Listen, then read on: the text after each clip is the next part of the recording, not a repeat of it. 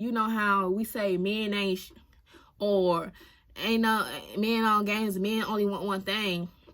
I heard that a lot growing up too. Men only want one thing. Da, da, da, da, da. That's creating a narrative. That's you're receiving that. You believing that to be true. So that's going to manifest into your reality. Hey beautiful, I'm Sunshine Reigns. Welcome to or welcome back to my channel. Today I'm going to be talking about all the lessons that I learned from all the books that I read in October. Now this is the stack. Pretty much a bunch of romance novels because, as you know, or not don't know, we're in the season of unity, the season of love, and I've been getting a lot of insight and information and knowledge and wisdom from books and movies. So I just wanted to share them with the collective, share them with my reflections, and I also just wanted to take note of them and document them so I can look back on them when I need it, when you need it, you know, just look back and see all of these lessons, because they were, first of all, these books were very good. They were very good. A couple of them I read in a day. Not only did I learn romantic things from them, things about relationships, but I just learned genuine life lessons that I can apply to myself, my daily life, and that I can carry with me throughout the rest of my life. I believe I was led to a lot of these books because the first two books that I'm going to talk about, I found in one of those like library book drop-off things that they have at parks sometimes, where you could like put books in there and then take books out. And the other ones are books that my sister had from years ago. A lot of the knowledge that I get and a lot of the wisdom and downloads and life lessons that I get, they either come through me through books, music, or just real life experiences. So yeah, let's just jump right into the video. The first book that we have is On the Road Again by Gail Sattler. This book is about a woman who becomes a trucker for the summer and her journey with her driving partner and just how life unfolds for her. So I'm not going to spoil too much about the details because I really don't believe in telling how a book or a movie or something goes. So the first thing I learned from this is love comes when you least expect it, when you're not looking for it, when you're not even worried about it, low-key. With the message of unity that's been reappearing in the downloads and the messages that I've been getting, it's kind of been like on my mind constantly, like, where is it? When is it coming? You know that saying, they say, as soon as I don't need it, it'll come up. Like when you look for something, you'll be like, man, as soon as I don't need it, it'll pop up, watch. And that's exactly how love is. As soon as you stop stressing about it, stop worrying about it, stop thinking about it so much, letting it consume your mind and letting it kind of rule how you go about your day or how you go about your life, it will find you. Like, it will find you. So the moral of that little lesson was relax and allow love to come to you. Go about your day, continue to work on yourself, and just go along with life as it comes to you. The second lesson I got was don't ignore the feelings that you have towards someone. If you're feeling somebody, if you feel that gravitational pull, if you feel a spark of energy, take note of it. You don't have to go full force once you feel that spark of energy or that feeling, but you should pay attention to it, take note of it, and don't try to like brush it off or be like, man, whatever, like, I don't believe this is happening, like, this could never be. Like, don't doubt your feelings, feel your feelings. And I even wrote a poem the other day about how I was gaslighting myself for years about the way that I felt, not just towards people and like love and stuff, but just in general. Don't gaslight yourself. Don't ignore your feelings. Pay attention to them and see where it takes you. Okay, that was the only lessons I learned from that book. Really, it was a really good book. You know, it was a really good book. Now the next book that I read was Heaven Sent Husband by Gilbert. This book was about a woman who got the message from God that she was about to get married soon, and she kind of was giving up on love, but once again, just like On the Road Again, when you stop looking for it, when you least expect it, it will hit you. And like, so I'm not gonna tell too much, but let's just get into the lessons that I learned. The first lesson I learned is the divine never steers you wrong. Never. When you get a message from God, or you know, the universe or the divine, Jah, Allah, whoever you believe in, when you get that message, believe it. When divine tells you this is coming to you, or this it's time for you to do this, listen to it. Believe it. Don't question it. Just go with it. No matter if they get the message that you about to move into a new house and you got $2 in your bank account, Do not worry. Do not afraid. Okay, I'm about to move. Let me start packing. Those type of things. Like, just listen to the messages and follow the path that the divine gives you. Because once you go down that path, no matter how much of a blindfold you feel that you have on, baby, you're going to get to where you need to go. They already got your destination ready for you. You know what I'm saying? Just keep on going. The second lesson I learned from this book was I kind of said it already. When you get that message about a certain person or a certain thing, you just have to believe it. You have to believe it, no matter how far-fetched it seems, no matter how way off, no matter how far away, no matter how far out of your mind you was thinking about it before it popped up in your head. You have to believe it and go with it and have faith. Faith over fear. Have faith. I'm telling you, just have faith. No matter what things look like or appear to be, have faith. Okay, the third lesson I learned from this is when your relationship in your life and your faith, your being is rooted in spirit, divinity, and truth, it will be everlasting. You cannot go wrong if you just have that strong relationship and that faith with the divine. Nothing can go wrong. Things may go different from what you planned or different from what you have hoped, or it may seem like it's wrong, but I promise you it's right. I promise you it's right. I promise it's all going to add up and it's all going to lead to where you need to go. And that just reassured me, because there's been a lot of things in the 3D that has just been like, what is this like? But just believe and have that faith. The last lesson I learned from this was when it is your time, it is your time. Everything is on divine timing. All of these lessons kind of tie into one another. So you may want to be at point C, but you still have time left to be in point A. Things still need to happen in point A. Point B might still need to be set up before you need to get to point C. So everything is a divine timing. Trust where you are. Trust your process. Trust everything that's going on. And just once again, have that faith and know that you are exactly where you need to be at any given moment. And these messages were mostly just things I already knew, but things I needed to be reminded of, things that I needed to be reassured of. This was a very good book. It really changed my perspective, because I've been getting that message of unity, but it's just like sometimes I would question it, like how, like based on the current situation and the current energy and the current predicaments or whatever, it's not looking like it. But believe, have that faith, because when the divine says this is it, baby. Okay. The next book that we have is Maybe Not by Colleen Hoover. Now, this is a novella. It was fairly short. I read it in a few hours. I did learn a couple of things from it, though. It was very good. It was very, how do you say, juicy. It has some juicy parts in there. Very low-key erotic, but not really erotic. It was very, very detailed in the sexual parts that was in here. So this your type of book. Go get it.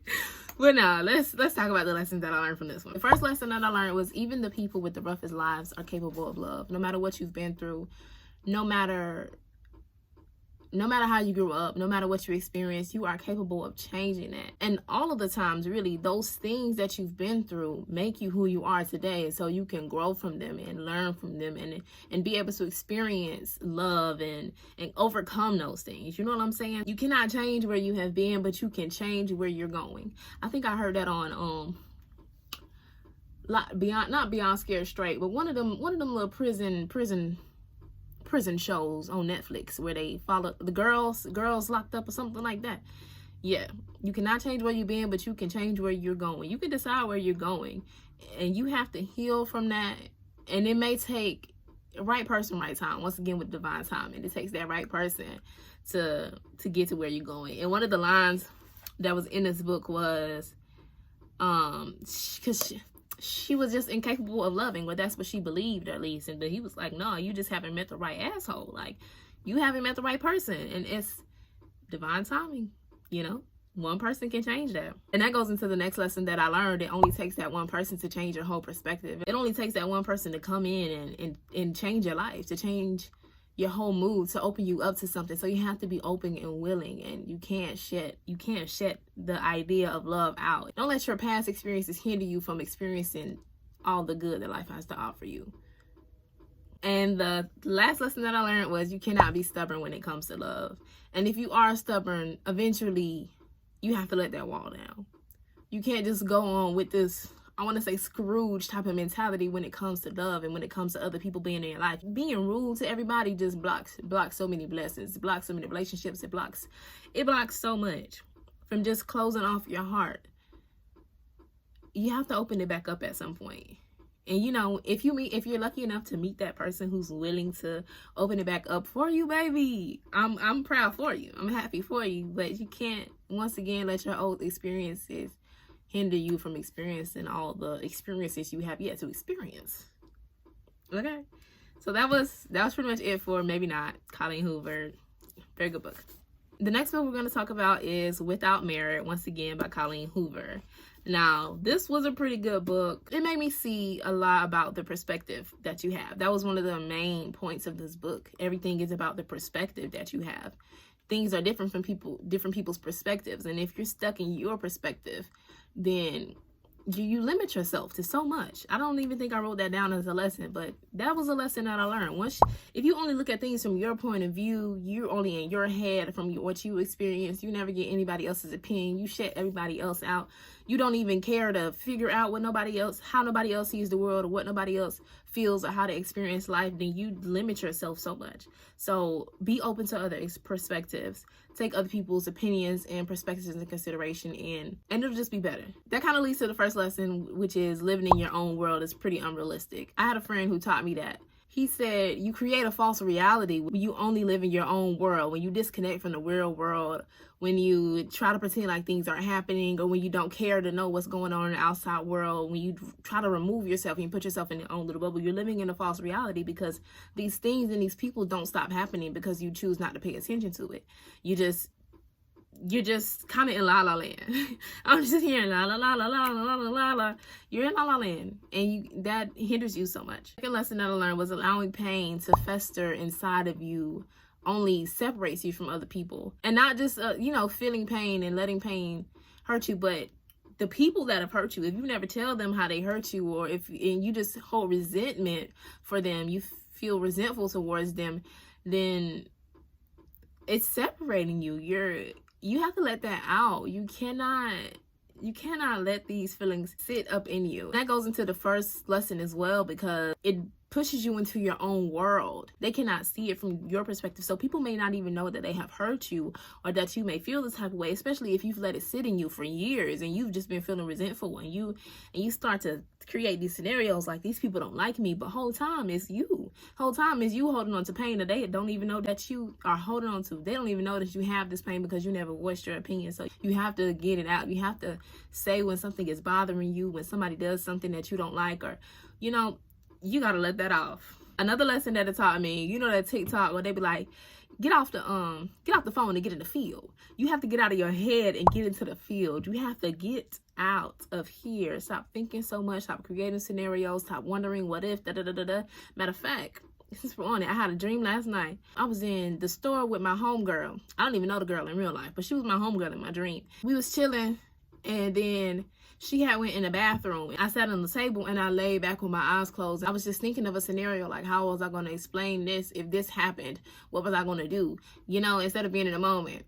And then when I opened my eyes, it was this monster just wreaking havoc on the place, and I didn't even realize it because I was so in my head. That was confirmation that it's okay to have a vivid imagination. It's okay to it's great to have that, because you can visualize that way, you can manifest, you can create so much with your vivid imagination, but there's a time and a place, and you have to be focused and present in those moments. You have to set time aside to create in your head. That kind of made me realize, yeah, you really got to get out your head, because things really be going on around you, and you be somewhere else visually, seeing stuff in a whole nother field, got a whole different outfit on in a whole nother country in your head. Meanwhile, something important is happening if you just open your eyes or pay attention to what's going on. Another thing I learned is you have to be happy with yourself before you can try to be happy with somebody else. And that goes with the saying, you have to love yourself before you can expect somebody else to love you. You can't get into a partnership if you have all this stuff going on, this depression, this sadness, this things in your life that you don't like, things about yourself that you don't like. Another person is not going to make that better. Another person, I don't believe in another person can complete you. You complete me. No. You need to be complete on your own, and then everything else is a bonus. Everything else is add-on. Everything else is extra, overflow. Because if you depend on another person to complete you, what happens when that person got to go on a week trip or something? What happens when that person got to go see their family? What happens when that person is going through something and they can't be your other half? You have to deal with your own issues and really love yourself and know how to love yourself and know yourself before you can expect somebody else to come in and be in a relationship with you, be in a partnership with you. You just have to be comfortable with yourself before you ask somebody else to be with you, because it'll only be a distraction from the things that you really got going on within. If you're not happy already and this person brings you this happiness, then you're going to constantly depend on that person to bring you happiness. That's something that we have to find within. That's something that we have to bring for ourselves. If that person brings me happiness, that's great, because I'm already pretty happy. You know, I'm already a pretty chipper person. So if you want to be the Dale to my chip, come on over. We can be extra happy. But if I'm sad and you bring me happiness, it's never going to be enough. It's never going to be enough. This next lesson kind of ties into a couple of lessons ago, where creating narratives in your head does more harm than good, especially when it comes to other people, creating stories for them, or just not being in this reality, creating your own reality in your head, or creating your own ideas or beliefs. Instead of asking somebody, what's your favorite color? You just assume their favorite color is green because they have a lot of green things. Whole time their favorite color is brown. That's kind of a simple example of that. But that's first when it came to my head. Contact with people, connect with people, really get to know what's really going on outside of what you think is going on. You can't create false narratives. Just get confirmation from people. Find out what's really going on before you just assume. Another one I learned is everybody has something that they got going on. Nobody is perfect. Nobody. Although you may be capable of judging yourself and knowing all of your imperfections more in more detail and just in more quantity than anybody else is, everybody else got something they got going on. Nobody is better than anybody. And nobody got this thing figured out. Everybody trying to figure it out. Don't beat yourself up for all of the things that you went through, just assuming, once again, creating that narrative that everybody else never been through nothing, never did nothing wrong, never had bad days, none of that. Everybody makes mistakes. Everybody has those days. Everybody knows what I'm talking about. Okay, no, for real. That's the last lesson that I wrote down. Everybody's just trying to figure it out. Everybody is taking it a day at a time, a moment at a time, one step at a time. There's no need to rush. You know what I'm saying? It's like learning to fly or falling in love. It's going to happen when it's supposed to happen. When you find a reason why. One step at a time. That's all you got to do. The next book that we have is another Colleen Hoover. Are you shocked? Don't be shocked. Okay. This next one is It Ends With Us. And this one made me emotional. Yeah, let's just talk about the lessons that I learned from it. First one, which was kind of something that I've been learning about childhood trauma and how your childhood really impacts your adulthood and all those things. It really reiterated the fact that what you see in your childhood will manifest into your adulthood until you decide to change it, until you decide to heal, until you decide to go back and do the inner work and see it for what it is. The cycle repeats itself. You know what I'm saying? If you didn't grow up in a household of love, if you grew up in an abusive household, in your head, even though consciously you know that ain't love, subconsciously you're like, okay, that's love, that's normal, that's what I saw back then, so that's all I believe that I'm capable of. That's all that I'm able to receive. That's what life has to offer me. So until you go in and rewire your supercomputer brain of yours with images of love, with stories of love, surround yourself with love, it's going to repeat itself. And that's why I've been needing to read romance novels and look at romance things and create a vision board just full of love and romance and script a romantic life for me, because personally I never really experienced romance. I never really knew what romance was. I never even believed subconsciously I was capable of receiving a romance from a partner. So you have to go back and heal. You have to go back and do that work and prove to yourself that there is more than what you saw. The second lesson that I learned was trust people be who they are when they show you the first time. Now, this wasn't something that I learned for the first time in this book. It was just kind of a repetition lesson. If somebody show you that they a cheater, believe it. If somebody show you that they abuse women, believe it. If somebody tell you that they a liar, believe it. Trust people to be who they are. You cannot expect people to change.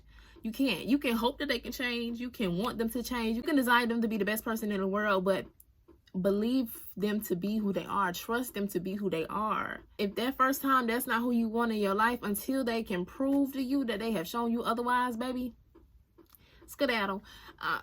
Trust people to show up who they are. You cannot change people. You can do all the hoping and wishing in the world, but unless it is yourself, unless they truly want to change, they will not. Another lesson that was kind of a repetition thing was you cannot miss out on what's for you. Even if 10 years go by between the time this thing first came to you and the time it comes back around, baby, it was clearly meant for you if it's going to come back. I mean, you know, there are some opportunities that are once in a lifetime that probably could have been yours if you probably would have went for it. But at the same time, another opportunity will come. That person is going to come. You cannot miss out on your person. That's the direction that I really was leaning towards when I wrote this down. You cannot miss out on your person. If it's meant to be, it's meant to be. That's gonna be your person. That's gonna be your person because they were supposed to be yours. You know, it is divine. You can't miss out. So relax and let it all happen. The next lesson I learned from this book was do what's best for you, no matter how bad it hurts you, or no matter how much it disappoints another person. You have to do what's best for you. Do not be scared of the consequences of doing what's best for you. And that's another thing I'm reading. One Day My Soul Just Opened Up by Iyanla Vanzant. And that was one of the things in there. A lot of the times we don't do things because we're scared of the consequences. We're scared of the things that will come after we make those decisions and we take that action. But you cannot. You have to do what's best for you in that moment and know that and have faith that it will all work out. It will be for the best because it just is. Because what is meant for you is meant for you. Do what you feel like is right for you. Do what is in your best interest and for your life. The last lesson I learned was only you have power over your life choices. Unless you give that power away to somebody else. And even then, you still have the power because you chose to give that power away. So you can't let nobody else control your life. Nobody else make decisions for you. People can give their opinions and people can give their insight. But at the end of the day, the choice is yours to make. And that's the lessons that I learned from It Ends With Us by Colleen Hoover. Very good book. This one was good. All these books was good, child. I ain't gonna sit here and lie to you. Okay. The next book was Ugly Love by, once again, Colleen Hoover. Let's talk about that one, okay? You don't know how other people's past has affected them. You don't know what people went through to make them who they are today. You don't know why somebody may be so closed off. You don't know why somebody may act that way. And until you learn and get to know and until they open up to you, you will never know. And that goes back into childhood trauma and how it affects everybody. A good book that opened my eyes about that is What Happened to You by Oprah Winfrey and Dr. Bruce Perry, I think. Very good book about childhood trauma and how it affects everybody. Matter of fact, I did a podcast episode on it and I went into everything that I learned about it. I'll link it below. Instead of looking at people who are, why are you like that? You look at them like, why are you like that? You know, like, what did you experience in your childhood, or what did you see in your childhood? Back to It Ends With Us. What did you see that made you to be who you are? What did you experience? How did your parents treat you? What did you go through that made you who you are today? Another lesson I learned is love can bring you back to life. You can be walking around like a zombie because your heart has been broken or you went through something so depressing. But once you feel that spark of love, baby, and it makes you feel something again, hold on to it and go for the ride, because love can bring you back to life. Love is the strongest frequency. Love is the strongest feeling. Love is the highest frequency in life. So when you feel that love and you are filled with love, baby, you become out a brand new person. You know what I'm saying? Another lesson that I learned is forgive yourself for everything that you were holding on to. And that was just kind of a repetitive lesson, something that I needed to hear, especially in where I am in my life right now. Forgive myself for everything I was judging myself for, I was holding on to, I was regretting, for the person that I used to be, for the moments that I'm not so proud of, for the things I was low-key ashamed of that embarrassed myself for. Forgive yourself. Forgive yourself for everything that you've gone through, or that you went through, or that you put yourself through, that you grew through. Because you grew through it. You're here, you know what I'm saying? And if you didn't know any better, and even if you did know better, you didn't do it. You know what I'm saying? So you have to let it go, and you have to, I want to say, stop resonating with that person. You have to stop identifying with that person that you were when you did those things. You have to stop identifying with those mistakes. Like, yes, you did it. Yes, they are part of your you, but they are not you. They do not make you who you are. They helped you along the way to be who you are today, but they do not define you as you are today. So forgive yourself. Child, I wrote a whole couple pages full of just things I forgave myself for. Just write a letter to yourself, forgiving yourself for all the things that you've been holding to, and let it go, release it, pray on it, meditate on it. And there's a lot of things that you probably are holding on to that you don't even realize you're holding on to. A lot of things that will come up as you continue to be on this journey of healing and letting go of trauma, that you realize, oh, I forgot that even happened. Like, I didn't even realize that was affecting me like it is today. And that goes back to what happened to you. A lot of things you don't even realize subconsciously affected you, but it did. You don't even realize that this event or this seeing this or experiencing this made you who you are today. You don't even realize. And it's amazing. It's really amazing once you really go through that and you go through your past and you heal how much you can blossom. The last lesson I've learned from this is having that cold heart that we were talking about a couple couples ago does not only affect you. Like I said, it affects the people that's around you. It affects the people who knew you before you turned cold. It affects the people that come into your life while you're cold. It affects everybody. And that kind of goes back into the without merit situation of only having that perspective of being in your body and living in your false reality. You affect the people around you no matter how much you're not aware of it. Your actions, your demeanor, the way you carry yourself. I think that's demeanor. The energy you put and what you put out, you will receive. So it affects you, and you will literally see, like, in the last couple of months, really, and year or two, my life has changed. The people around me have changed because I'm not so much in my head anymore. I forgive myself. I'm healing. I'm moving forward. Like, I'm moving different. I'm giving out love, so I'm receiving love from people. When you think people hate you, or when you think people don't like you, or people see you in a certain way, when you just create these narratives of other people, like, once you stop doing that, you will see, like, I'm amazing. Like, what? Huh? You start moving with light and love, and you start carrying yourself different. You start receiving different. You start being different. You start living different. Realize that everything that you are and everything that you put out affects everybody around you. The last book that I read was All Your Perfects by Colleen Hoover. And this book had me boo-hoo crying at certain points because it really opened my eyes to romance. It really opened my eyes to how people can love you. And being in this generation, being in the social media era, especially being in the Black community, you see a lot of things about Black men not being able to love, and cheating and unloyal and emotionless and things of that nature. But no, baby, even though this is a white couple on the front, that's still possible. It's possible. And that goes back into the childhood, being taught that narrative my whole life, about men and about Black men in general, about how they're, they don't really care and all that stuff. No, that's false. It's false. There are men out there who love, who want to love, who want to uplift their partner, who want to support us, like, who are romantic. Romance is not dead.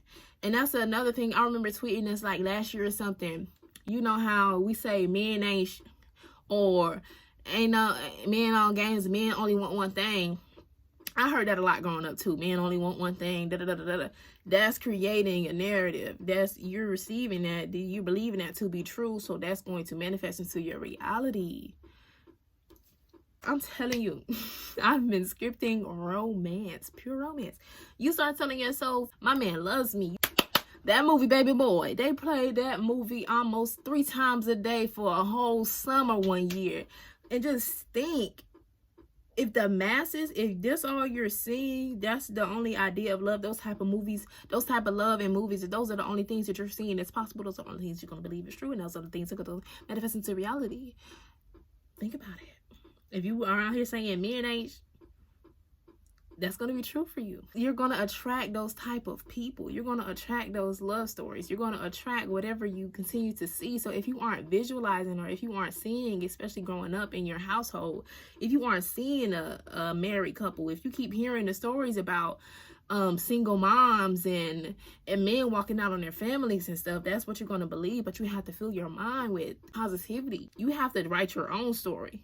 Delete all those stories that they fed you. You gotta write your own stories. Now, we ain't even talk about the lesson that I learned yet from this book. Well, kind of, but let's just get into it, okay? The first lesson I learned from this book was the worst moments of your life can lead to some of the best. The moments that you are down, you are feeling, oh, duh. The whole story started out with the worst day of her life, and it turned out into the best thing in her life because of what came from it. You know what I'm saying? When things end, baby, things begin. Where something ends, that something else has to begin. So once again, you are always where you need to be. Everything happens for a reason. Do not worry about it. I mean, you can worry about it, I'm not saying just like be numb and not react to situations. Of course, react and get those emotions out. It hurts. You got to go through what you got to go through. But don't let that be the end of you. The other thing that I learned, I think I talked about this when I first started talking about this book. Romance is not dead. Romance is very much well and alive, and romance is romance, and romance feels good. I felt good reading this book. I felt like I was being romanced a little bit. Like I felt like, yes, that could be me. I never really read romantic stories before, but it's like, you know what? Once I started visualizing that in my life, it's like I can have that. I'm capable of that. Another lesson that I learned was love people for who they are, not for who you want them to be. You cannot fall in love with potential. That's something I learned like 2 years ago. You cannot fall in love with potential with who somebody could possibly be, because they could probably never live up to the standards that you're holding for them. I remember I wrote this poem about expectations I had for somebody else that they never lived up to, but that wasn't their responsibility to become who I thought they could be.